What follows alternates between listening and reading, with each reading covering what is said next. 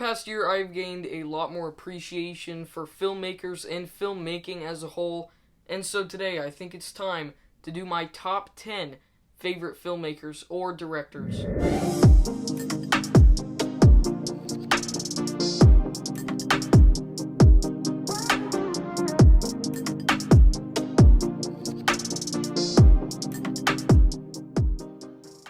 Welcome to another new video, everyone. I'm Micah, and today this is my top 10 favorite movie directors. If you want to share your list in the comments down below, please do. I'd love to hear your list. Without further ado, let's get started with my top 10. Now, he has done a lot of great films, especially Titanic, Terminator, the first two Terminator films. He started that franchise, and it's one of the greatest sci-fi franchises of all time, in my opinion. And yeah, the Terminator is just such a great idea. Terminator 2 is one of the best action movies ever made. And then Titanic might even be my favorite film of his. Now, right now, I feel like I don't like Cameron as much as I normally do because I watched The Abyss recently and really did not like it. I feel like The Abyss and Avatar are both just really dragged out. I don't like those two films that much. But when you think about all his movies that start with T, now I still have to see True Lies, but all of his movies that start with T, like Titanic and the Terminator movies, those are all great. He also did Aliens, the sequel to Alien, and it's a good movie. I think it's not as good as the first, but it's a pretty great sci-fi movie, like a lot of these films. But yeah, James Cameron comes in at number 10. Now, I've only seen 4 of his films. The Sixth Sense is easily my favorite so far. I think that's a mind-blowing, amazing film. And then there's also Signs, which is great. I've seen Unbreakable and Split. I have to finish that trilogy with Glass. And yeah, those are both really good movies as well. I think Unbreakable and Split are like good movies, but they're not as good as The Sixth Sense or Signs. I think the problem with M. Night Shyamalan is after he did The Sixth Sense, he thought he had to have the biggest plot twist in all of his films. And sometimes that's just not going to work out, and that's why I was kind of disappointed by Unbreakable. I mean, they tried to have a big plot twist at the end, and it wasn't that good. I still like all 4 of these films that I've seen so far. I know M. Night Shyamalan hasn't been as good in recent years, I've heard, but I haven't seen a lot of his recent films, so I can't judge off that. Now, what jumps out at me with Edgar Wright is definitely the style of his films. His films have the most unique style in any movies I've ever seen. I mean, they all have this feel that's just so unique, and the way that Edgar Wright directs all of his movies is really different, and I love that. The Cornetto trilogy is absolutely phenomenal. I really love all 3 of those films: Hot Fuzz, Shaun of the Dead, and The World's End. Those are all great films. Scott Pilgrim, I don't like it as much, but I still appreciate what it did. And Baby Driver's also a very solid action film. Edgar Wright's movies are just a lot of fun, and I absolutely respect and appreciate the style and unique flavor that he puts into all of his films. And I'm really excited to see what Edgar Wright does next.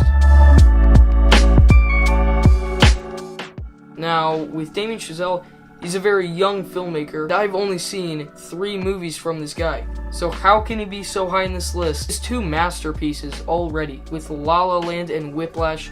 Those are insanely good movies. And then he also has First Man, which also tackles a bunch of the same themes that La La Land and Whiplash do. I think the standout why Damien Chazelle is so great is his themes that he has in these films. Sort of trilogy that's not connected, but they are through the themes that they have about the cost of success. I have a video essay about Whiplash and La La Land, and that was before I'd seen First Man, but that also tackles the same theme, and that's why this guy is so great. I love his directing style, I love his cinematography, but he also always thinks about the themes that he's going to incorporate, and that's just an amazing director, that he has so much potential. I think he's easily the best director that Pixar has working for them. He's made, with only 4 movies, he's made 3 of my favorite animated films of all time. It's unfortunate that the way I rank his 4 movies, each of them get weaker as they go along, because Monsters, Inc. is my favorite. That was his first movie, and that's my favorite animated film of all time. And then Up and Inside Out are also phenomenal, and Soul, his newest one, definitely my least favorite, but still quite good. 3 out of these 4 films are just some of my favorite Pixar movies and some of my favorite animated movies of all time, so that gets him a pretty high spot on this list. He's the Pixar director that has the most emotion in his films, and he knows how to teach kids a lesson in a way that they'll understand. And also, his movies are so ambitious. All of his concepts are really unique.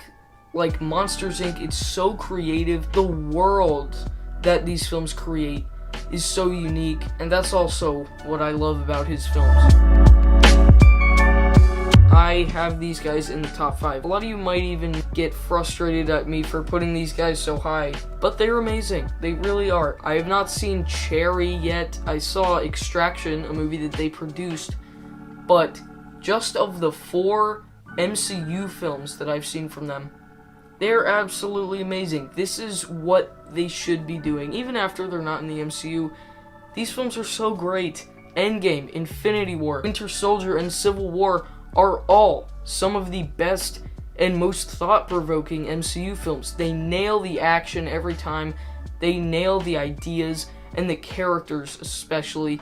They're so good at all of that. They are so good at making MCU films exactly how I want MCU films to be. And all 4 of those are 4 of my favorite comic book movies. Of course, these guys made my favorite film of all time, Avengers Endgame. So that automatically puts them way higher on this list. But I love all 4 of their films. Yes, the master of suspense, the classic director, made all the best classic films. Rope is a super underrated masterpiece. I think more people need to talk about it. Psycho, one of the best horror films of all time, one of the best classics, of course. Vertigo is also amazing.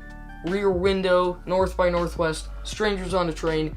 I mean, Hitchcock always has so much suspense. North by Northwest is actually a very different film for him because it's not that dark and suspenseful. He knows how to craft suspenseful films so well.